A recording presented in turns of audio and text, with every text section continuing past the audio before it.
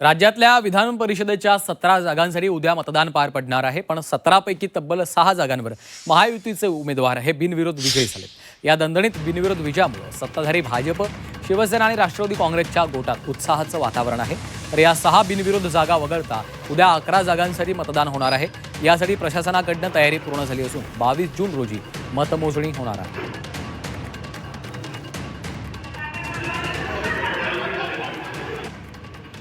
उद्या 11 जागांसाठी मतदान होत आहे विधान परिषदेच्या।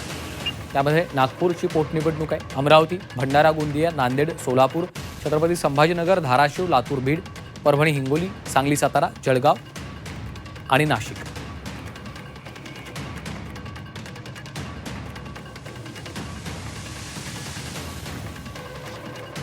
तर ठाण्यामधून रवींद्र फाटक शिवसेनेचे हे बिनविरोध निवडून आलेले आहेत। 6 उमेदवार महायुतीचे। त्यानंतर राष्ट्रवादी काँग्रेसकडून रायगड, रत्नागिरी, सिंधुदुर्गचे उमेदवार अनिकेत तटकरे हे देखील बिनविरोध निवडून आलेले आहेत। राष्ट्रवादी काँग्रेसचे विक्रम काकडे हे पुण्यामधून बिनविरोध आहेत।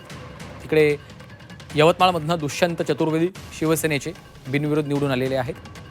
भाजपचे अरुण लखानी हे वर्धा, गडचिरोली, चंद्रपूरचे उमेदवार बिनविरोध आणि प्राजक्त तनपुरे, अहिल्यानगर, भाजप बिनविरोध। उद्या सकाळी 8 ते दुपारी 4च्या दरम्यान मतदान होणार आहे आणि 22 जून रोजी ही मतमोजणी पार पडणार आहे।